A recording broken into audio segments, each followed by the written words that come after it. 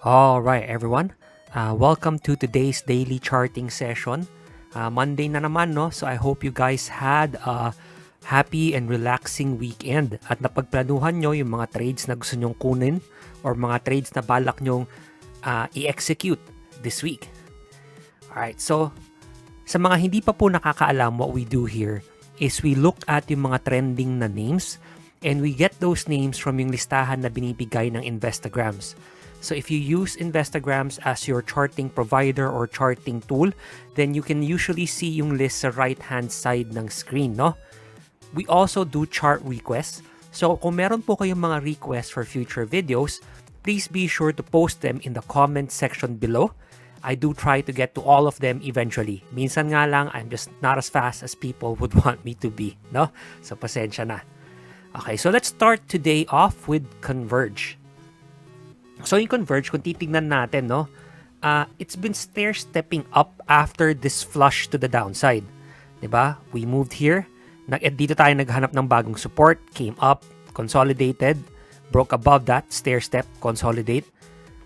However, ako personally, I still want to see it trade above tong 36.7 to 37 na area to open up yung possibility na matouch niya tong zone na to dito sa taas, which is around 41.4.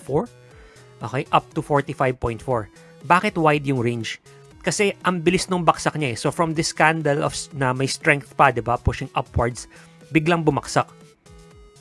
So I'm thinking na if price does go all the way back up here, dahil sa mga potential na naipit dito, 'di ba, yung mga bumili sa high, baka maisipan nilang lumabas around that time.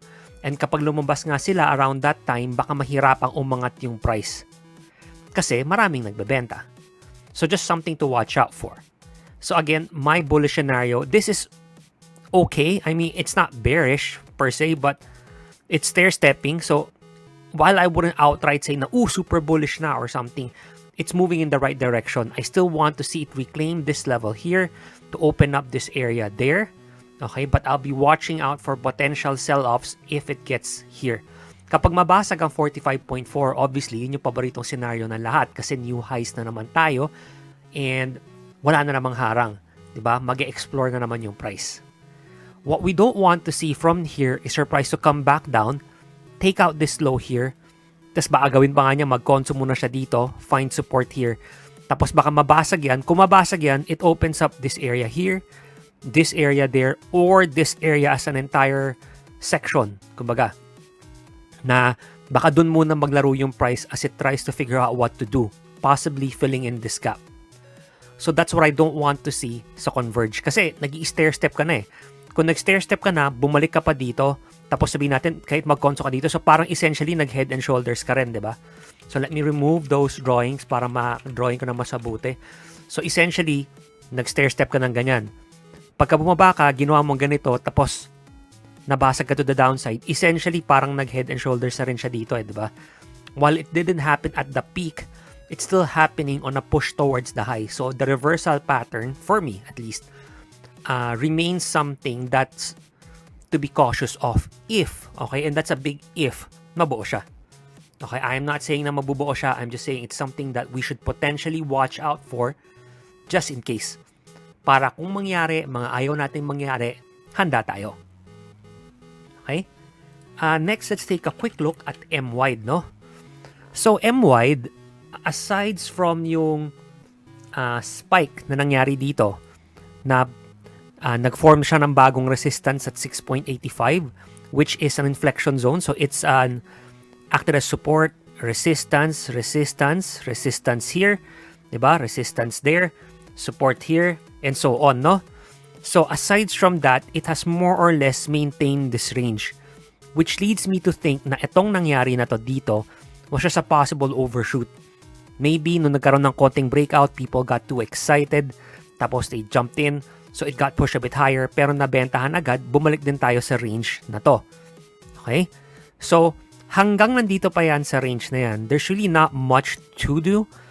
I am not a range trader per se, so personally, I won't be jumping in every opportunity na nag-touch sa support, buy tayo, tas sell tayo sa 6.5 na resistance. and so on. But if that's something you do and if that's something that works for you, then by all means, keep doing so, no? Syempre, at the end of the day, ang dapat naman talaga natin ginagawa sa market is more of what makes us money and less of what doesn't. Di ba? It sounds so simplistic, pero yun naman talaga yun eh. We want to do more of what makes us money and we want to do less of what makes us lose money. Okay? Now, kung mabasag yung 5.9 from here, yun yung ayaw nating makita, okay? Because that opens up the possibility na ma-fill yung gap na to and mag-trade na tayo sa range na to. So that's from 5.35 to 5.9. Ang gusto nating makita, at least ako, ang gusto kong makita, is not just a break ng 6.5 na I want price to prove itself and I want it to break 6.85 to open up this range up here. And if mabasag natin yung 7.5, then maybe hanggang 8.15. Okay, but again, until then, nang nag-range pa, kung ang price hindi pa desidido, ako rin hindi pa ako desidido kung ano gusto kong gawin. Alright? Next, let's look at GMA7, no? So GMA7, from the last time we looked at it, not much has really changed. Price has still been consolidating within this area here. And while we could say, ito, nag-slope upwards. Okay? Personally, I wouldn't look too much into it. Okay? Pwede rin naman natin sabihin, nag-slope upwards dito pero nabasag, di ba? So, let me make that into a better trend line kasi baka sabihin nyo, pangit lang talaga drawing ko eh. So, kunyari, ganyan, nabasag din, di ba? So, hindi natin maasahan na just because of that, okay na. Kasi nag-slope upwards tong maliit dito. So, what I want to see from here, number one, is mabasag nga yung 15.5 like we discussed before para mag-open up ulit tong range na to. Okay? And then from there, let's see kung mabasag yung 16.66 so we start printing new 52-week highs. What I don't want to see is for price to take out tong white zone na to and start trading beneath it. Kasi pagka ganon, parang essentially nangyayari, we're forming one giant head and shoulders pattern here, no? So, ayaw ko lang mag-come into fruition yon tapos mabasag tong 12.6. Baka ma-open up to, we're in tong white area, yung possible na unang puntahan ng price. Then, if mabasag yung 11.12, medyo malalim na yung next, no? So, wag naman sana. Okay? Next, let's take a look at SMC. So, SMC was a requested chart. So, ganun din, essentially, nagpababa tayo dito, yung SMC, no? So, we've been going down. And, yes, I can see na merong parang potential na malaking inverted head and shoulders here. Okay? Na pwedeng in play. Okay? I realized na medyo bukang Autobots yung, o Decepticons yung inverted head and shoulder, no? But it's there. You can see it. So, for me, mas malinis sana if we can break above tong 121.7 to 123 na area, 122. A clean break there, see price hold above it para lang mas merong confirmation. Okay? Para it opens up this area up to 131. If mabasag yung 131, up to 135. And if mabasag yon up to 143. Okay? Yan yung mga segments ko.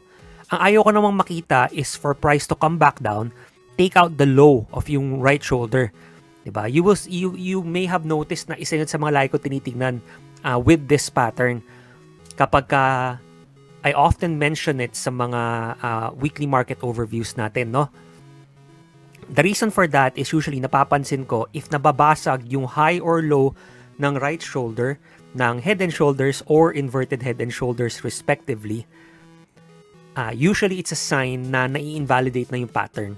I'm not saying na from there tataas or bababa. I'm saying na na-invalidate lang yung pattern, period. Okay? So that's what I don't want to see. Kasi kapag na-break yan, yun nga, number one, ma-invalidate yung pattern. Number two, baka bumalik tayo sa range na to and makabalik tayo all the way hanggang 102.3. Do I think na we're gonna go back to 102.3 anytime soon? No. But it's best to be prepared for, again, any and all scenarios. Okay? Then finally, let's take a look at BSC, no? So BSC, yung sa mga matagal nang nanonood sa atin, alam nyo na matagal na rin nakadrawing tong dalawang white zone na to dito sa chart ko. And alam nyo rin na I've been saying na ito yung range na pinag-tradean natin. And yun nga, yun yung nangyayari so far. Dito, nagkaroon tayo ng konting overshoot. 'Diba? Nag-form tayo ng bagong resistance. So if ma-break natin tong upper white zone, yung bagong area to trade in will be from 0.7273 to 80 cents, no? But for now, we're still stuck within this range here. And what we don't want to see is mabasag tong 0.62 kasi that means na baka pabalik tayo sa lower end ng range dito. And if mabasag natin tong 0.52 na area all the way hanggang dito, so again, area, no? Hindi lang basta isang price. Rini-respect ko lang tong low na to. Kasi for the most part, if you look at it, hindi tayo nag-close beneath it except for this one specific candle here na madali ring binawi. As in, bawi pa niya, gap up, then moved up. So I'm respecting this area level lang, but I'm aware na this entire thing is an area, 50 to 52. Okay? If mabasag yon, then we're looking at price possibly going down to 43.5. There. Okay? So yun yung ayaw natin makita. Again, the bullish scenario is mag-range siya dito, we break to the upside, okay? Open up this area here, then break 80 para open up potentially hanggang 90. I always say potentially ganito, potentially ganyan, kasi we still do need to recognize na may mga minor resistances that could come up along the way. I just don't put levels on each and every single one of them kasi magmumukhang notebook yung chart ko. Okay? So guys, dito po nagtatapos yung video natin, no. I hope kahit paano nakatulong po ito sa inyo. And may natutunan po kayo kahit paano. And as always guys, maraming salamat po sa panonood. I really appreciate it. Good luck and happy trading.